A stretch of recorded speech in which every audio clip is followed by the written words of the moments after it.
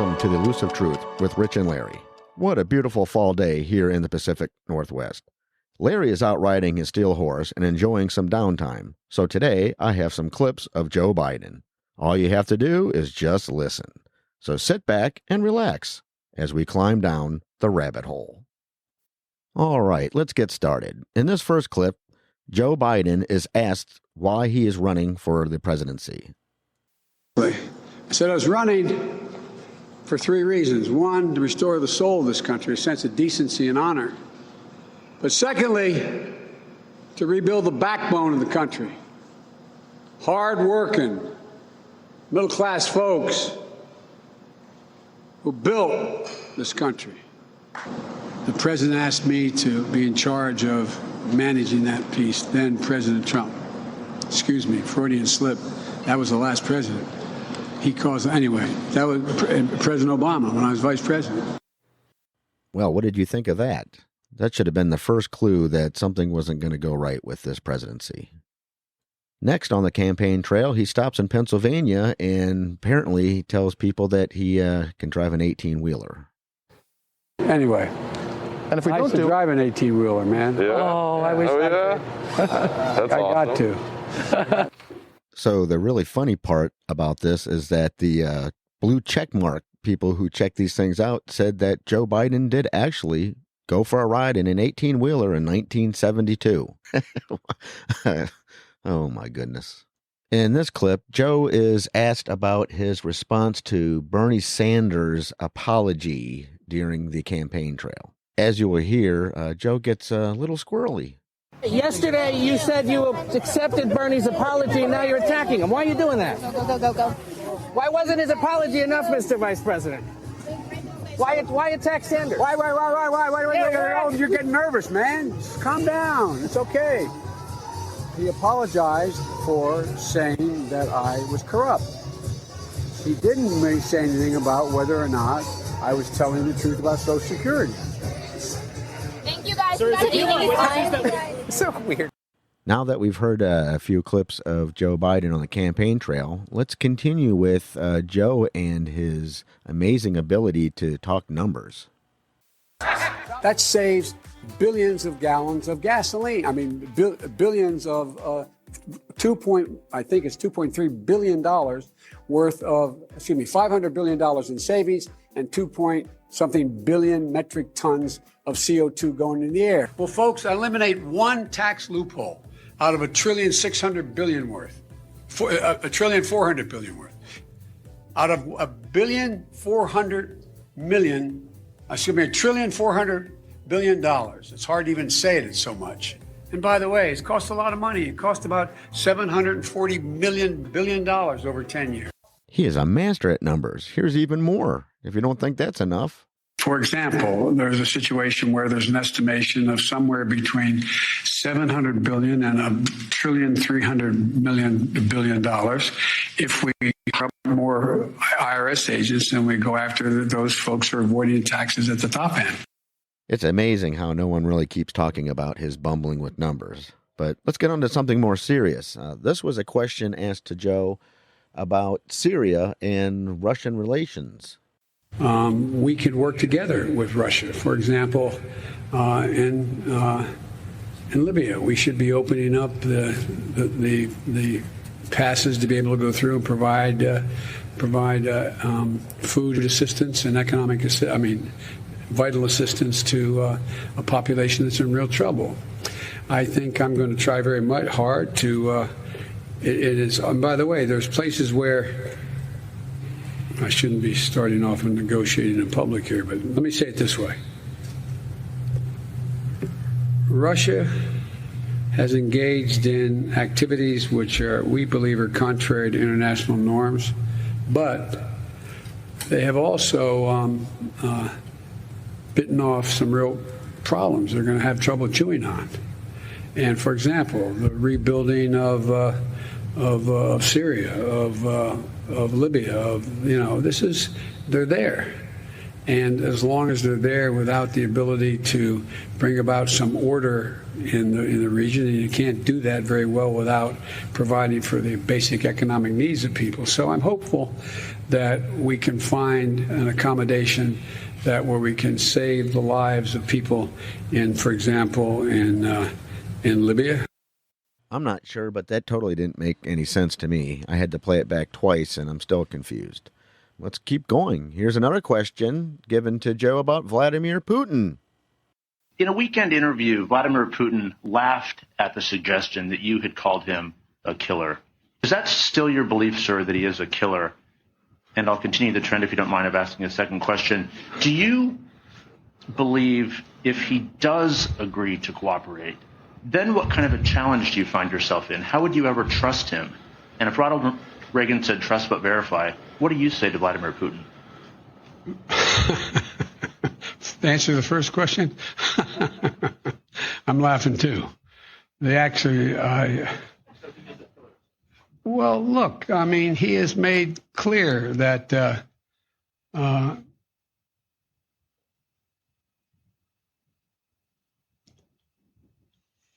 answer is, I believe he has in the past essentially acknowledged that he was, there are certain things that he would do or did do.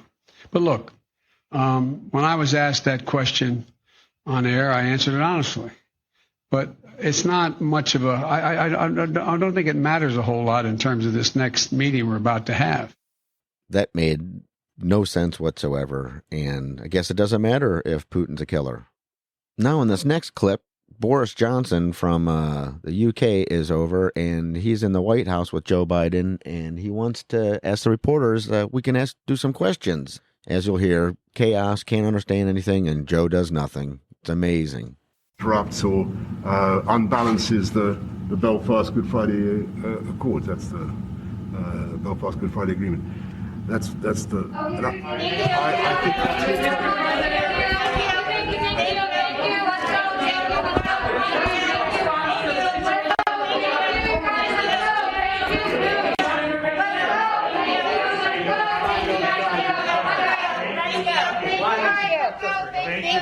Let's go. Thank you. What did he say? I have no idea. I hope the microphone got it. I know that was hard to listen to, but that's what goes on in the White House with Joe in charge. Joe attended a 9/11 ceremony in New York City, and we had some lovely Americans give their thoughts on Joe.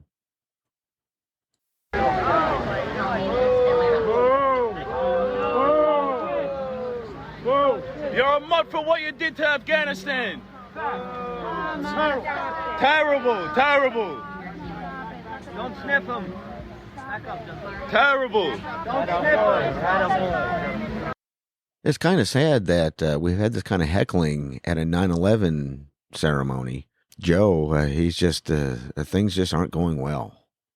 Let's get to some more current things. Joe is now trying to talk about his infrastructure deal, and he's having troubles with his party.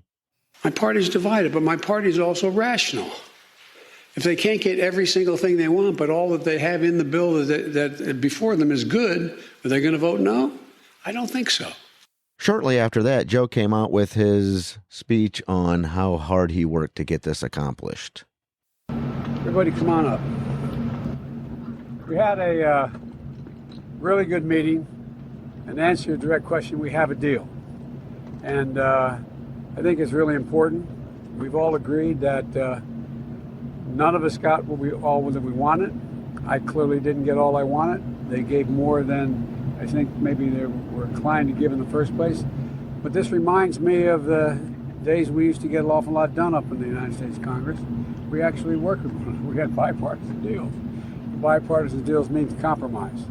One of the things that I've made clear, I've signed on, and I'm going to let them give you the detail because, and you can ask them, and I will talk to you all later, next hour or two. But I promise you, I'm not going away.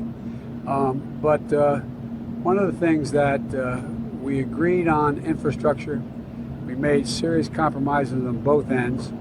There is, and they'll give you the numbers. But they did not, and I understand their position. Republicans and this group did not want to go along with any of my family plan issues, the child care tax credits, the human infrastructure that I talk about. And that we'll see what happens in a reconciliation bill in the budget process. If we get some compromise there, and if we can't, see if I can attract all the Democrats to a position that is there. But they're gonna move in a dual track, and that's all I say. But I want to thank each and every one of them. It's been, a lot of us go back a long way where we're used to doing one thing, give each other our word, and that's the end. Nobody questions it. They have my word. I'll stick with what they proposed, and they've given me their word as well. So where I come from, that's good enough for me. So I'm going to turn it over to the two chairs here, and I'll talk to you all a little bit later. I'm sorry you had to listen to that, but that was his long-winded speech on how he accomplished his agenda on the infrastructure. So we're going to wrap this up with another question to Joe Biden about the border crisis, which is happening right now. And here is his response. ABC, Rachel Scott. Thank you, Mr. President. You said on the campaign trail that you were going to restore the moral standing of the U.S., that you were going to immediately end Trump's assault on the dignity of immigrant communities. Given what we saw at the border this week, have you failed in that promise? And this is happening under your watch. Do you take responsibility for the chaos that's unfolding? Of course I take responsibility. I'm president, but it was horrible what to see, as you saw. To see people treated like they did, horses barely running them over, people being strapped. It's outrageous. I promise you those people will pay. They will be, an investigation underway now, and there will be consequences. There will be consequences. It's an embarrassment, but it's beyond an embarrassment. It's dangerous. It's wrong. It sends the wrong message around the world. It sends the wrong message at home. It's simply not who we are. Thank you. Straight from the horse's mouth. There you have it. Joe believes this is all about horses and whippings and whatever else he thinks, coyotes, I'm sure. Now, to be fair, I have President Trump's view on the border crisis that was he just answered in Texas with Governor Abbott. President Trump, what long-term damage and destruction will Biden's open borders agenda do to the country, and what is it costing the law-abiding U.S. taxpayers? So it's a very fair question, and I know you know that answer probably as well as everybody in this room. It's incalculable how bad this is, where you have not hundreds of thousands, but millions of people storming into our country. Some of them, as we discussed, are from prisons, and they're bad, and they're murderers, and all of the things that I said before.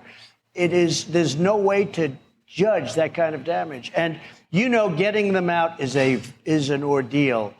And all sorts of things will happen. It's going to be very hard.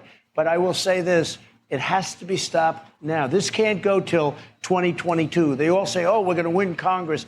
This can't go. They have to do something immediately. People are storming up. You look at some of these caravans where they have 15 and 20 and 25,000 people, and you don't know who's in those caravans. And dotted in those caravans are some of the worst people on earth. So it's a tremendous cost, and it's also monetarily a tremendous cost. You're talking about trillions and trillions of dollars. Can I add to it? Yeah. Janet, what's happening here is the erosion of the social fabric of the United States of America. The United States of America was built upon the rule of law, and what the Biden administration is doing is not enforcing the rule of law. The first thing that happens for all the people they're letting in, they know they're getting away with violating the rule of law. That will erode the United States of America. It must be stopped. I agree. Thank you for your question. Let me pick up on, and thank you, ma'am. Thank you for calling. Thank you. I don't know, Governor, if we should take it personally. It wasn't Viva us, just him. Wait, we'll just leave the stage and it'll be all Trump. With that, there's hope, folks. President Trump and Governor Abbott are speaking the truth. The truth is out there. All you have to do is look for it. Thank you for listening. I tried as much not to put any opinion in. It's kind of hard these days with Joe being the way he is. With that, you guys take care. We'll see you next week, and keep looking for the elusive truth.